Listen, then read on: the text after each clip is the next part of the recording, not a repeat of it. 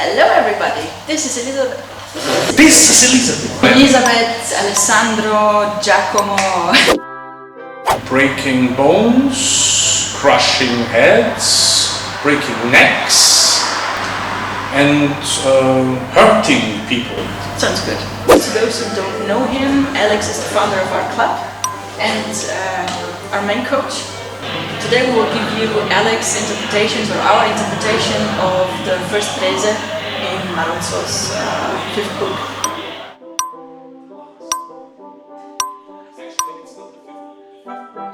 In Marozzo's Opera Nova there is a little part where he shows us self-defense stuff against someone coming at you with dagger, or he writes astillo, pugnale, or what was the third one? Daghetta. Daghetta, exactly. So the first question is, what does that stuff look like? It's astillo, or in German, stilet. What is it called in English? Stiletto. Okay, that's an easy one. Then we have Rondel dagger. A daghetta. And the last one that everybody knows that does Bolognese stuff, the Bolognese parrying dagger, or pugnale. But we won't use these for trying the stuff, obviously. Because pointy.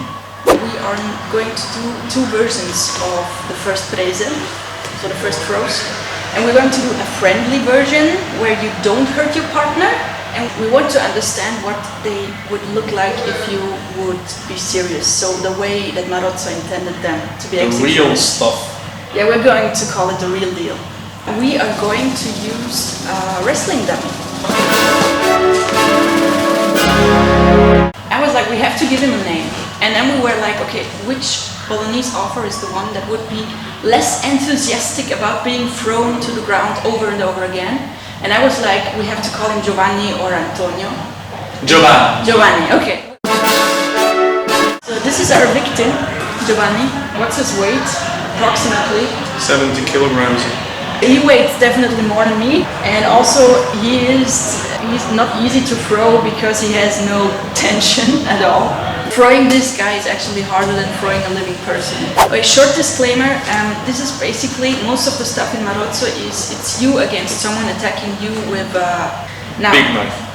In a real self-defense context, disclaimer, if that happens to you, try to get away. Try Smith & Wesson. That being said, let's take a look at the prima presa.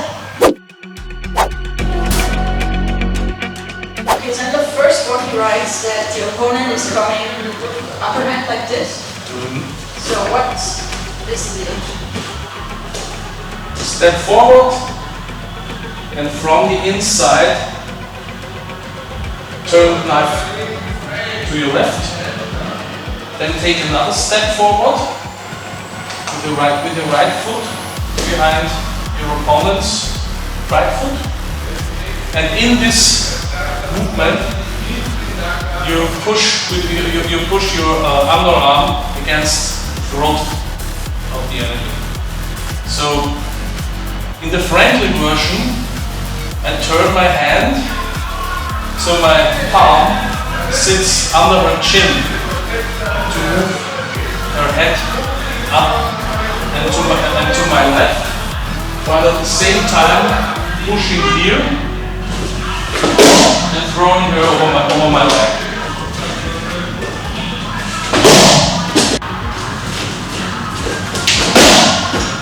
Just in case if you try this at home, make sure you have mats or soft ground and that you know how to fall. How to break your fall. How to break your fall, yeah. So what is the difference now? What is the real deal? The entrance is the same as before, but now, while I step behind his leg,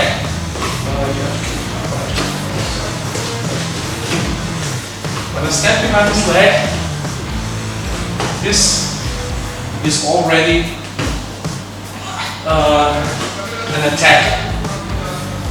Not just gripping the head and providing a high point. So,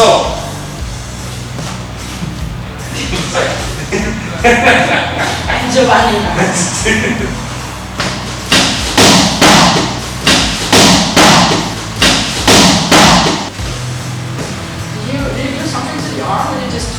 I just keep it here and twist away from me slightly. I don't need to twist it really hard. The thing is, with this stepping through, here I crush his larynx. So when I'm stepping through, and he's landing on the back side of his head. Seconda presa. Okay, this time I'm attacking From below. From below, okay. I don't need me just stepping forward and doing this. You want to pierce my belly. So, coming from the inside, return the attacking arm upwards, step through, getting the arm behind my neck at the elbow. So when I push down here, this is not a nice feeling. the elbow will break. At the same time, getting down low under her calf and knee, and lifting her up. So the friend is stepping in, stepping through, and not turning the arm. And also, I don't know if you see, but at the last try he had his neck under my elbow, and now he's under my upper arm, so it doesn't twist my elbow. And from here, I lift and throw. There is no elbow lock. The elbow is free to turn and twist. With the original version. Do the original version with Giovanni, please. The original version, there is an elbow lock here. The elbow can't twist. So when I just raise my shoulders, she has to roll too.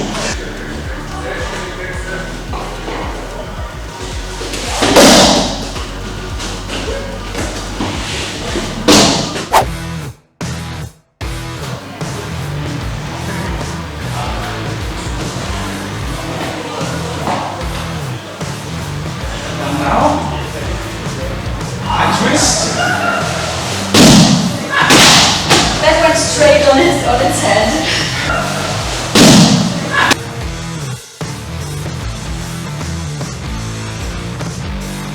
I already have my shoulder under his shoulder.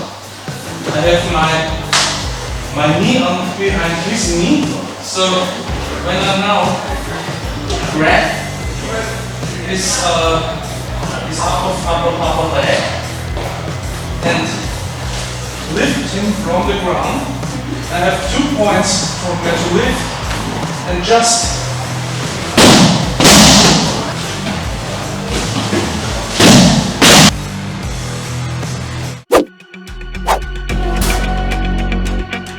I'm coming from above again.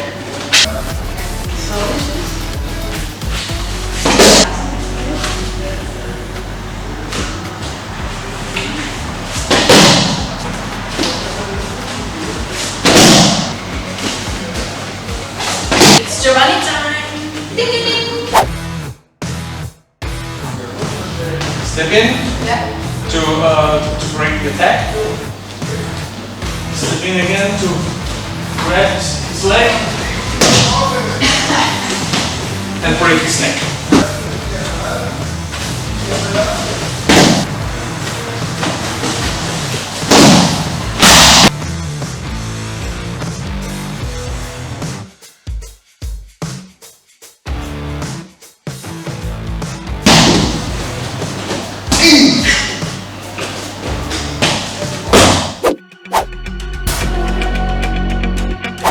So I'm coming from below here. Yeah.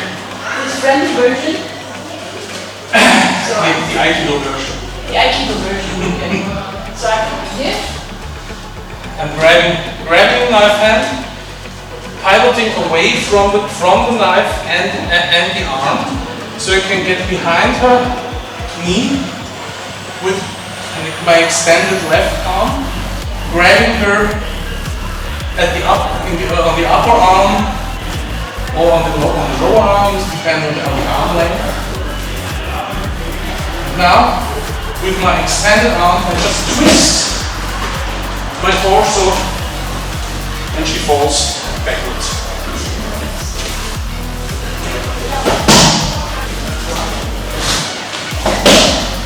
A critical factor where you can change the intensity of the fall is just how fast you're turning your torso and your hip.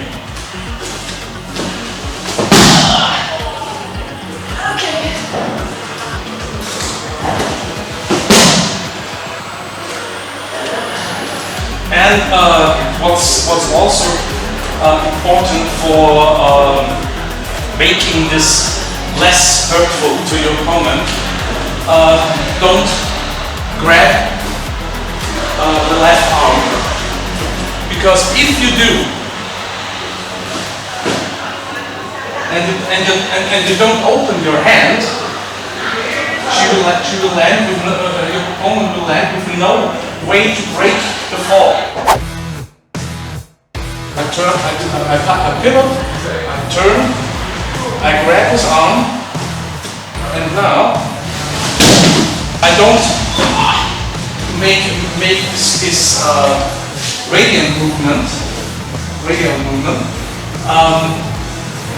I just throw him backwards in a straight line.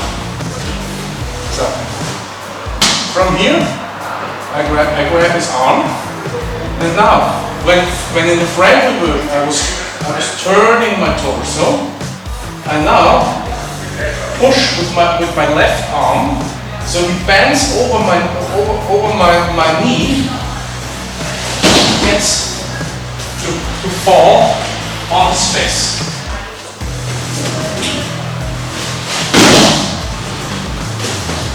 And as you see, my arm, when I grab his arm, my elbow is at his throat.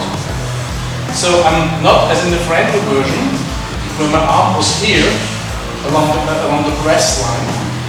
Now it's higher up. So when I now turn, I push with my elbow against his larynx. So when he falls, he will fall from this pelvic point. So this will start.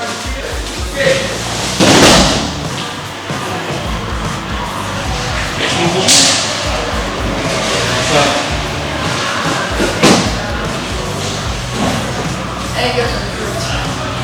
It's very unpleasant.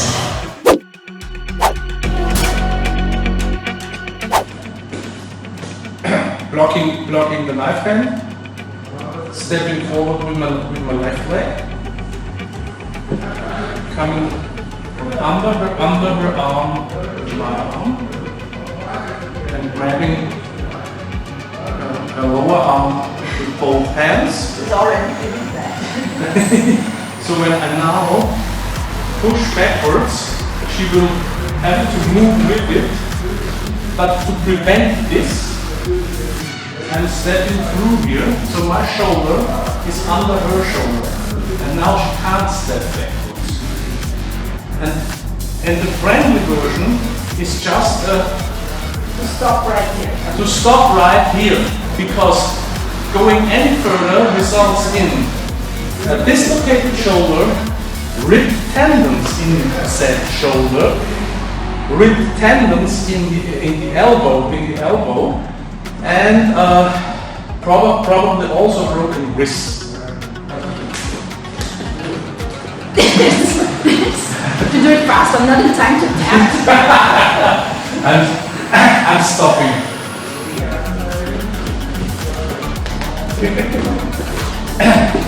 And I let your shoulder turn, so it won't dissipate. And I'm standing rather far away from her, so this is not as effective a lock as it would be. Arms are too short. Dislocating shoulder. Breaking the elbow. Landing him on the back of his head.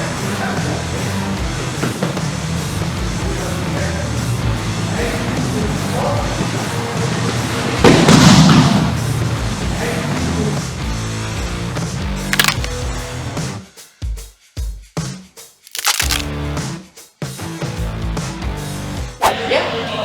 Okay, anything else to say? Oh, yes. Don't forget to kick the groin.